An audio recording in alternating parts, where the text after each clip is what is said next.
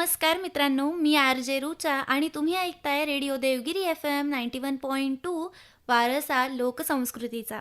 मित्रांनो, आजचा दिवस खूपच खास आहे कारण आज आहे वर्ल्ड ऑटिझम डे. ऑटिझम हा शब्द आपण अनेकदा ऐकतो, पण अजूनही त्याबद्दल आपल्या मनात बरेच गैरसमज, बरेच प्रश्न असतात. ऑटिझम म्हणजे फक्त एक आजार नाही, तर तो एक वेगळा अनुभव आहे, जिथे प्रत्येक व्यक्ती जगाला आपल्या खास नजरेतून पाहतो, अनुभवतो आणि व्यक्त होतो. कधी संवाद थोडा वेगळा असतो, कधी वागणं थोडंसं वेगळं असतं, पण त्या वेगळेपणातच ना एक खास जग दडलेलं असतं, समजून घेण्यासारखं आणि ते स्वीकारण्यासारखं. आणि म्हणूनच आजच्या या खास दिवशी अवेअरनेस सोबतच एक्सेप्टन्स सुद्धा किती महत्वाचं आहे हे सुद्धा आज आपण जाणून घेणार आहोत.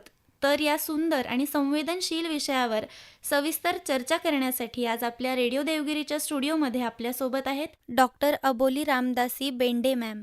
तर मॅम, सगळ्यात आधी तुमचं आपल्या रेडिओ देवगिरीच्या स्टुडिओमध्ये खूप खूप स्वागत. खूप खूप धन्यवाद. मॅम, मला तुमच्याकडनं पहिल्यांदा ऑटिझम म्हणजे काय हे जाणून घ्यायला आवडेल. ऑटिझम म्हणजेच ऑटिझम स्पेक्ट्रम डिसऑर्डर किंवा मराठीत आपण त्याला स्वमग्नता म्हणतो. ही एक मेंदूच्या विकासाशी संबंधित असलेली स्थिती आहे. हा एक आजार नसून एक कंडिशन आहे जी की ज्याच्यामध्ये की मेंदूचा जो वर्किंग पॅटर्न आहे तो वेगळा असतो आणि त्याच्या वेगळ्या वर्किंग पॅटर्नमुळे मुलं कसे सोशली इंटरॅक्ट करतात किंवा कसे वागतात ह्याचा बदल दिसून येतो. ह्याच्यात मेनली 2 गोष्टींमध्ये परिणाम झालेला असतो. एक म्हणजे सोशल कम्युनिकेशन आणि इंटरॅक्शन, जसं की संवाद कौशल्य किंवा सामाजिक भाषा जी आहे, आणि दुसरे म्हणजे त्यांचे वर्तन, आणि या दोन्हीचा इफेक्ट पडतो ते त्यांच्या बुद्धिमत्तेवरती. अच्छा. आणि आपण जो ऑटिझम स्पेक्ट्रम डिसऑर्डर म्हणतो, तर नेमकं या स्पेक्ट्रमचा अर्थ काय आहे? आता स्पेक्ट्रम म्हणजे रेंज. ठीक आहे, प्रत्येक ऑटिझमचा मूल किंवा व्यक्ती हे वेगळं असतं. बरोबर. त्याची जी तीव्रता आहे ती माइल्ड असू शकते किंवा मॉडरेट असू शकते किंवा सिव्हिअर असू शकते. बरोबर. म्हणजे जे माइल्ड ऑटिझमचे लोक असतील किंवा मुलं असतील त्यांना अगदी सहजपणे जीवन स्वतंत्रपणे जगता येतं. अच्छा. पण त्यातलेच जे सिव्हिअर लेवलचे मुलं किंवा व्यक्ती असतील त्यांना बरेच सपोर्ट सिस्टीम ही घ्यावी लागते. तर स्पेक्ट्रम म्हणजेच काय की कुठलेही 2 ऑटिझमचे व्यक्ती हे सारखे नसणं म्हणजे ऑटिझम स्पेक्ट्रम. अच्छा. आणि लहान मुलांमध्ये ऑटिझमचे अर्ली साईन्स कोणते असतात आणि त्यामध्ये मग पालकांनी असं कोणत्या गोष्टींकडे जास्त लक्ष दिलं गेलं पाहिजे? कारण साधारणपणे हा जो ऑटिझम आहे तो डायग्नोसिस सुद्धा करतात, तर मग तो कधी करावा? सगळ्यात पहिले रिसर्चनुसार असं दाखवण्यात आलेलं आहे की ऑटिझम असणाऱ्या मुलांमध्ये असामान्य वर्तनाची उपस्थिती नसून सामान्य वर्तनाची अनुपस्थिती हे सगळ्यात जास्त महत्त्वाचं लक्षण दिसून येतं. त्याला आपण अर्ली साईन म्हणतो. बरोबर. आता हे प्रत्येक वयोगटानुसार वेगवेगळे साईन्स दिसतात. जसं की वर्षाच्या मुलाच्या आत, ज्याला आपण इन्फंट म्हणतो, त्याच्यामध्ये सोशल स्माईल न असणं किंवा त्यांनी आपल्याशी आय कॉन्टॅक्ट न देणं, त्याच्या नावाला रिस्पॉन्स न देणं, किंवा 1 वर्षाचा होईपर्यंत सुद्धा एकही शब्द किंवा बडबड सुरू न होणं, ह्याला पण आपण अर्ली साईन म्हणू शकतो. 3 वर्षाच्या मुलापर्यंत त्यांनी प्रॉपरली खेळ न खेळणं, त्याला इंटरॅक्शनमध्ये किंवा टर्न टेकिंगमध्ये इंटरेस्ट न असणं, स्वतःच्या खेळामध्ये जास्त करून मग्न असणं, हे अर्ली सायन्स. ह्याच्याकडे पालकांनी लक्ष द्यायला पाहिजे. म्हणजेच काय की जे डेव्हलपमेंटल माइलस्टोन्स आहे, ज्याच्यामध्ये बॅबलिंग आहे किंवा आपण दाखवणाऱ्या गोष्टींकडे लक्ष देणं म्हणजे जॉईंट अटेन्शन आहे किंवा सामाजिक कौशल्य आहे, हे पालकांनी नेहमी बघितले पाहिजे. बरोबर. आणि जसं की हा जो ऑटिझम आहे हा डायग्नोसिस करता येतो, तर मग तो लवकरात लवकर करणं का महत्वाचं आहे? लवकरात लवकर करणं महत्त्वाचं का आहे? कारण की ऑटिझम हा साधारणपणे 3 वर्षाच्या आत हा डायग्नोज केला जाऊ शकतो. अच्छा. कधी कधी असं होऊ शकतं की ज्याच्यामध्ये खूप कमी सायन्स अँड सिम्पटम्स असतात ते मुलं मिस होऊ शकतात आणि मग पुढे जेव्हा त्यांना सामाजिक गोष्टी जास्त फेस कराव्या लागतात त्यावेळेस ते दिसून येतात. पण मॅक्झिमम 3 वर्षाच्या आत हा डायग्नोज होऊ शकतो. आणि मेंदूची बदलण्याची क्षमता, ज्याला आपण न्यूरोप्लास्टिसिटी म्हणतो, ही सगळ्यात जास्त असते वयाच्या 3 वर्षापर्यंत. अच्छा. आणि 5 वर्षापर्यंत ही 90% पर्यंत मेंदूची वाढ होत असते. म्हणून लवकर डायग्नोज करणं आणि त्यांना लवकर मदत करणं हे जर आपण केलं तर मेंदूच्या बदलत्या काळात आपण खूप काही मदत करू शकतो आणि त्यांचं भविष्य जास्त उज्ज्वल करू शकतो. अगदी बरोबर आहे. मग हा ऑटिझम नेमका होतो कसा? म्हणजे तो जेनेटिक असतो का किंवा काही एन्व्हायरमेंटल फॅक्टर्स याला कारणीभूत असतात का? तर त्याबद्दल तुम्ही काय सांगाल? हो, ऑटिझमचं कुठलंही एक कारण नाही, म्हणजे त्याला आपण मल्टीफॅक्टोरियल म्हणतो, ज्याच्यामध्ये की जेनेटिक कारण असू शकतात किंवा एन्व्हायरमेंटल फॅक्टर्स असू शकतात किंवा आपण इपिजेनेटिक्स पण त्याच्यामध्ये इन्व्हॉल्व्ड असू शकतं. जेनेटिक म्हणजे काय, असं कुठलंही एक जीन नाही जे बदल घडलं ज्याच्यामध्ये आणि ऑटिझम झालं असं सांगण्यासारखं कुठलं एक जीन नाही. अच्छा. 100पेक्षा जास्त जीन्स इन्व्हॉल्ड झालेले आहेत असं रिसर्च दाखवतो.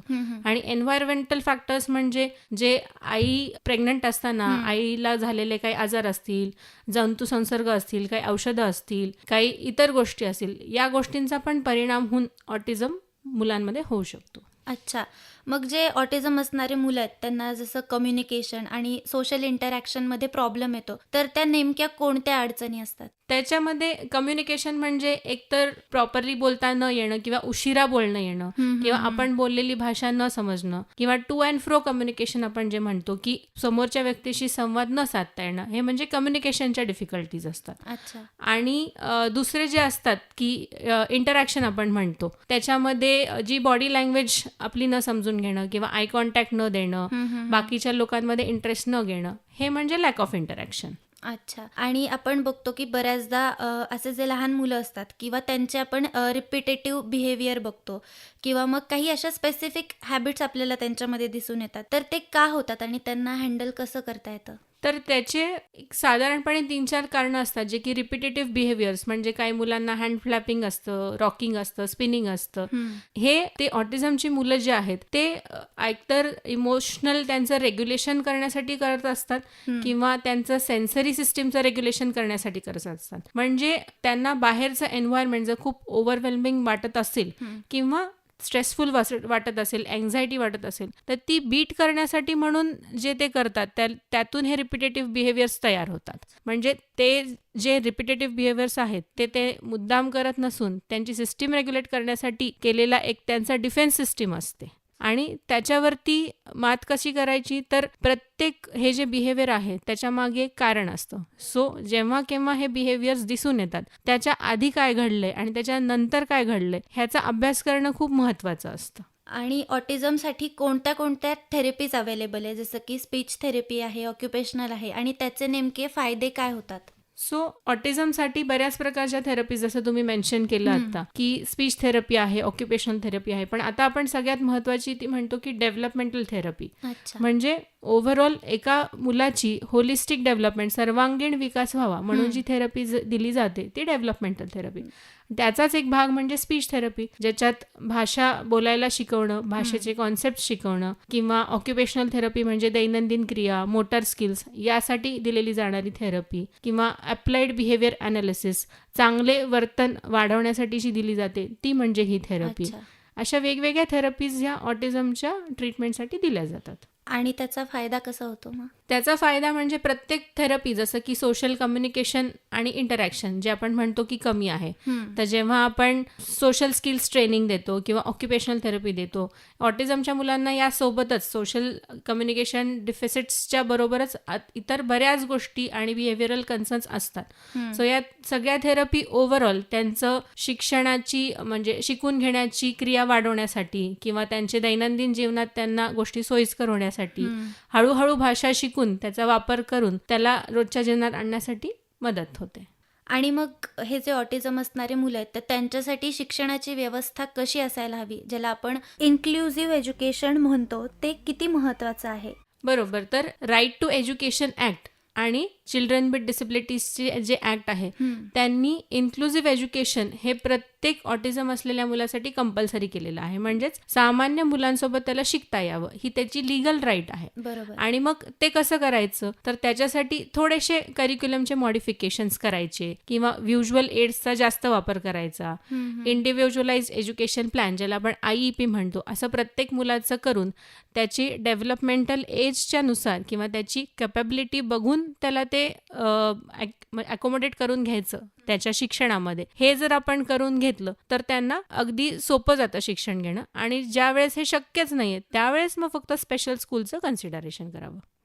मॅम, हे सगळं तर आहेच, म्हणजे मुलांनाही हा प्रवास खूप चॅलेंजिंग असतोच, पण त्याच्यासोबत पालकांसाठी सुद्धा हा प्रवास काही साधा नसतो. तर त्यांच्यासमोर असे कोणते इमोशनल चॅलेंजेस असतात? हो, बरोबर. पालकांसाठी हे खूप चॅलेंजिंग असतं. त्यांच्या मनात गिल्ट असते, अँक्झायटी असते किंवा बरेच महिने, बरेच वर्ष थेरपी घेऊन आलेला थकवा असतो. पण यासाठी बरेच पॅरेंट सपोर्ट ग्रुप्स आहेत. त्यांच्यासाठी काउन्सिलिंगची सुविधा उपलब्ध आहे. एकमेकांना जर त्यांनी इमोशनल सपोर्ट दिला, छोट्या छोट्या गोष्टींसाठी मदत घेतली आणि स्वतःच्या आरोग्याकडे जर लक्ष दिलं, स्वतःच्या मनःशांतीकडे लक्ष जर दिलं, तर त्यांच्यासाठी पण हा प्रवास बऱ्याच लेवलवरती सुखकर होऊ शकतो. बरोबर आहे. आणि फॅमिली सेंटर्ड अप्रोच जो आपण म्हणतो, की फक्त आई वडील नसून घरात जितके काही व्यक्ती अवेलेबल आहेत त्या सगळ्यांचा समावेश त्या मुलाला बदलण्यासाठी जर करून घेतला तर एकट्या पालकावरचा लोढा कमी होऊ शकतो. बरोबर आहे. आणि यामध्ये मग एक समाज म्हणून आपली काय भूमिका असायला पाहिजे आणि आपण ऑटिझम असलेल्या व्यक्तींना कसा सपोर्ट करू शकतो?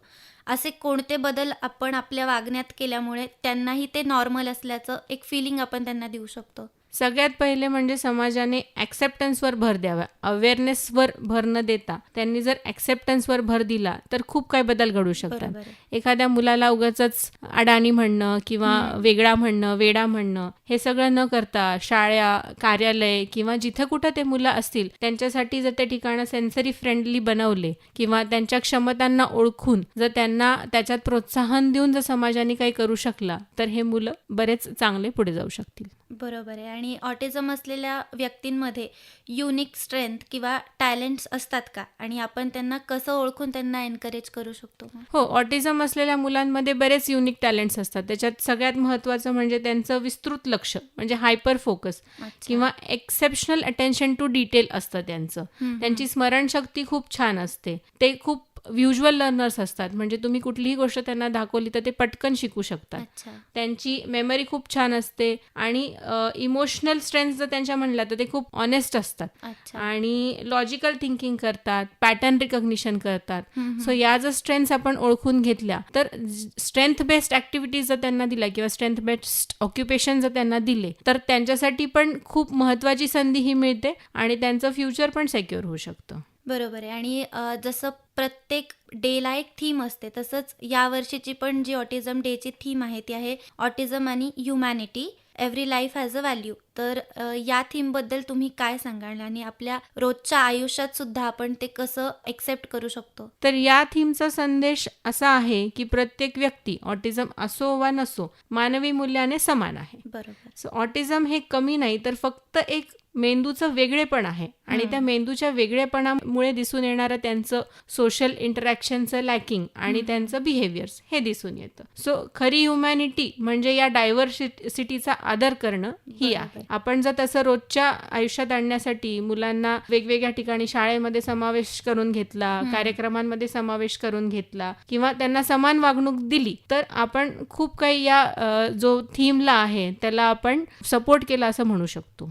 अगदी बरोबर. आणि मॅम एक आता शेवटचा प्रश्न असा की ऑटिझमबद्दल अवेअरनेस वाढवण्यासाठी आणि एक्सेप्टन्स वाढवण्यासाठी तुम्ही आपल्या सगळ्या श्रोत्यांना काय सांगाल? सगळ्यात पहिले की ॲक्युरेट माहिती वाचा, जी मेडिकल बॅक्ड माहिती असेल अशीच वाचा आणि कुठल्याही मिथ्स पसरवू नका. जसं ऑटिझमबद्दल एक मिथ आहे की बॅड पॅरेंटिंगमुळे किंवा कुठल्या वॅक्सिन्समुळे ऑटिझम होतो, तर हे खरं नसून ही अक्षरशः एक मिथ आहे. त्याच्यामुळे सोशल मीडियाचा वापर करताना अवेअरनेस पसरवण्यासाठी किंवा ॲक्सेप्टन्स घडवून आणण्यासाठी योग्य ती माहितीच लोकांपर्यंत पोचवा. ऑटिझम हा फक्त दिवस आहे पण रोज थोडे थोडे आपले प्रयत्न त्यांच्या इन्क्लुजनसाठी आणि त्यांच्यात बदल घडण्यासाठी किंवा त्यांच्या एक्सेप्शन्सला आणि डायव्हर्सिटीला आपल्याला प्रोत्साहन देण्यासाठी आपण जर सगळा समाज मिळून काम केलं तर नक्कीच आपण ह्याला न्याय देऊ शकू. अगदी बरोबर आहे. मॅम, आज तुम्ही इथे आलात, आमच्याशी एवढी छान चर्चा केलीत आणि खरंच या सुंदर विषयावरती तुमच्याशी बोलता आलं त्याबद्दल तुमचे खूप खूप आभार. खूप खूप धन्यवाद.